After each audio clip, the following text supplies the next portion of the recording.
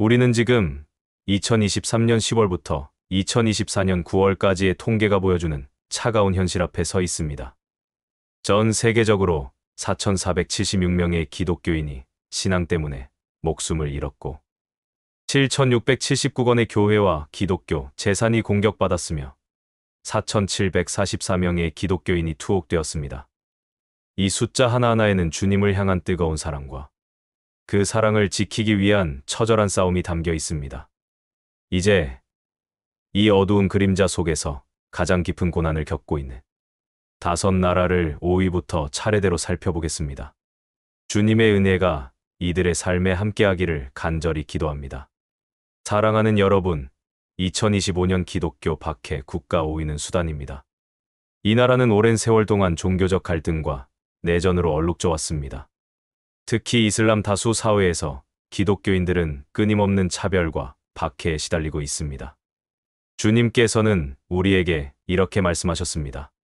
너희가 내 이름을 위하여 모든 사람에게 미움을 받을 것이나 끝까지 견디는 자는 구원을 얻으리라. 마태복음 10장 22절. 수단에서 기독교인으로 산다는 것은 매일매일 이 말씀의 의미를 몸소 체험하는 것과 같습니다. 정부의 종교 정책은 이슬람 율법에 기반을 두고 있으며 이는 기독교인들에게 매우 불리하게 작용합니다. 기독교 공동체는 예배의 자유를 제한받고 새로운 교회를 건축하거나 심지어 기존 교회를 유지하는 것조차 어렵습니다. 개종은 사회적으로 큰 압력을 받으며 때로는 생명의 위협까지도 감수해야 합니다. 특히 남부 지역에서는 무슬림 무장단체들의 공격으로 인해 수많은 기독교인들이 집을 잃고 난민이 되었습니다. 그들은 가족을 잃고 모든 소유를 빼앗긴 채 고통 속에 살아가지만 그들의 마음속에는 주님을 향한 흔들리지 않는 믿음이 불씨처럼 살아 숨쉬고 있습니다. 우리의 기도가 그들에게 큰 위로와 힘이 될 것을 믿습니다. 다음으로 우리가 함께 기도할 나라는 리비아입니다. 이 나라는 기독교가 거의 금지된 곳으로 기독교인에게는 말할 수 없는 고통의 땅입니다. 사도 바울이 고린도 교인들에게 보낸 편지에서 우리가 사방으로 우겨쌈을 당하여도 쌓이지 아니하며 답답한 일을 당하여도 낙심하지 아니하며 박해를 받아도 버림받지 아니하며 거꾸러뜨림을 당하여도 망하지 아니하고 고린도후서 4장 8에서 9절 에서 고백했듯이 리비아의 기독교인들은 그야말로 사방으로 우겨쌈을 당하고 있습니다. 이슬람 극단주의 단체들은 기독교인을 이단으로 낙인 찍고 무자비하게 탄압합니다. 심지어 기독교인으로 밝혀지면 가족에게도 버림받는 비극적인 상황이 벌어지곤 합니다. 이들은 지하에서 비밀리에 신앙생활을 해야 하며 성경을 소지하거나 예배를 드리는 것만으로도 엄청난 위험에 처하게 됩니다. 외국인 기독교인들도 예외는 아닙니다. 그들은 납치, 살해, 고문 등 극악무도한 범죄의 표적이 되곤 합니다. 그러나 주님께서는 내가 너희를 고아와 같이 버려두지 아니하고 너희에게로 오리라. 요한복음 14장 18절. 리비아의 어둠 속에서도 주님의 위로와 임재가 함께하시기를 간절히 소망합니다. 사랑하는 여러분, 세 번째로 살펴볼 나라는 예멘입니다. 이 나라는 수년간의 내전으로 인해 인도주의적 위기에 처해 있으며 기독교인들에게는 더욱 가혹한 환경입니다. 예멘에서 기독교 신앙을 고백하는 것은 종종 사형에 처해질 수 있는 범죄로 간주됩니다. 마치 구약의 다니엘이 사자굴에 던져졌으나 주님의 보호하심을 받았듯이 예멘의 기독교인들은 매일 죽음의 그림자 속에서 살아가고 있습니다. 내가 사망의 음침한 골짜기로 다닐지라도 해를 두려워하지 않을 것은 주께서 나와 함께 하심이라. 주의 지팡이와 막대기가 나를 안위하시나이다. 시편 23장 4절. 이 말씀이 예멘의 신자들에게 큰 위로가 될 것입니다. 사회 전반에 깔린 강경 이슬람주의는 개종을 용납하지 않으며 기독교인들을 배교자로 취급합니다.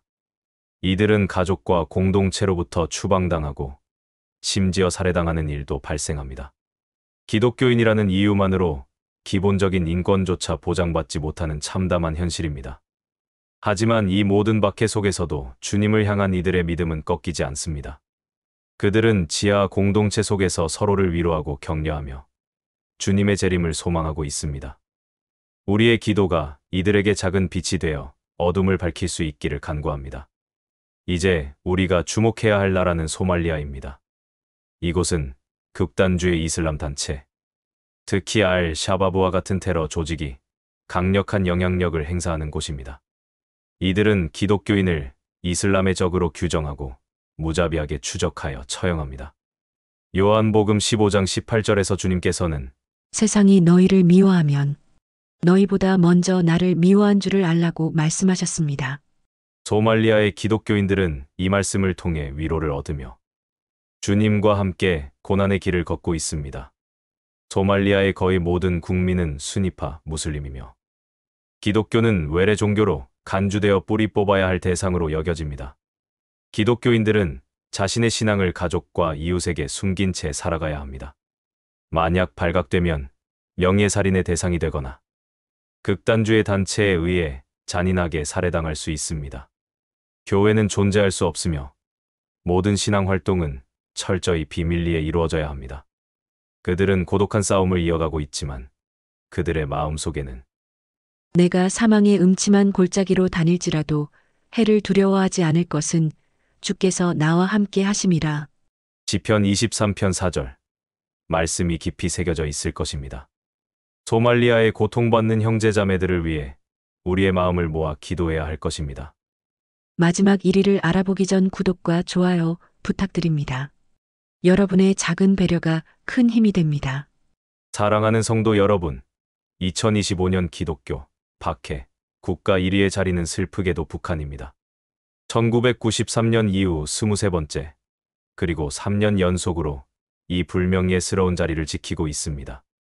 주님께서는 좁은 문으로 들어가라, 멸망으로 인도하는 문은 크고 그 길이 넓어 그리로 들어가는 자가 많고 생명으로 인도하는 문은 좁고 길이 협착하여 찾는 자가 적음이라.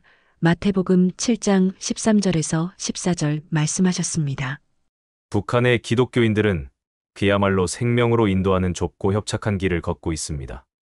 김씨 왕조를 신격화하는 주체사상 체제에서 기독교 신앙은 체제 전복을 꾀하는 가장 위험한 사상으로 간주됩니다. 기독교인으로 발각되는 순간 그들은 가혹한 정치범 수용소로 끌려가 강제 노동, 고문, 그리고 즉결 처형에 이르는 극심한 고통을 겪어야 합니다. 성경을 소지하는 것조차 사형에 해당하는 중죄이며 지하 교회에서 비밀리에 예배를 드리는 것은 목숨을 건 행위입니다.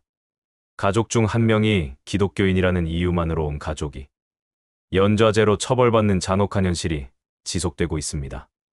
그러나 이 모든 박해 속에서도 북한의 지하 교회는 묵묵히 그 명맥을 이어가고 있습니다. 너희가 세상에서는 환난을 당하나 담대하라. 내가 세상을 이기었노라. 요한복음 16장 33절은 주님의 말씀이 이들의 유일한 소망이자 힘이 되고 있습니다. 이들은 감시와 배신의 공포 속에서도 주님을 향한 믿음을 잃지 않고 어둠 속에서 빛을 발하는 진정한 믿음의 용사들입니다. 우리의 기도가 이들의 삶에 깊이 스며들어 자유와 해방의 날이 속히 오기를 간절히 기도합니다. 사랑하는 여러분, 오늘 우리는 기독교 박해의 최전선에 있는 5나라의 이야기를 들었습니다. 이들의 고통은 우리의 마음을 아프게 하지만 동시에 우리에게 강력한 메시지를 던져줍니다. 그것은 바로 믿음의 힘과 회복력입니다. 박해가 심해질수록 교회는 더욱 단단해지고 복음은 더욱 강력하게 확산되는 역설적인 현상이 벌어지고 있습니다. 인도네시아와 같이 기독교인에 대한 폭력이 감소하여 월드 와치 리스트에서 제외된 나라도 있습니다. 이는 주님의 은혜가 결코 멈추지 않고 어둠 속에서도 빛이 반드시 승리할 것임을 보여주는 희망의 증거입니다. 베드로전서 4장 12에서 14절은 사랑하는 자들아, 너희를 연단하려고 오는 불시험을 이상한 일 당하는 것 같이 이상히 여기지 말고 오직 너희가 그리스도의 고난에 참여하는 것으로 즐거워하라. 이는 그의 영광을 나타내실 때 너희로 즐거워하고 기뻐하게 하려 함이라고 권면했습니다. 고난 속에서 주님을 더욱 깊이 만나고 세상을 향한 사랑과 기도의 마음이 깊어지기를 간절히 소망합니다. 모든 영광을 주님께 올려드립니다. 아멘.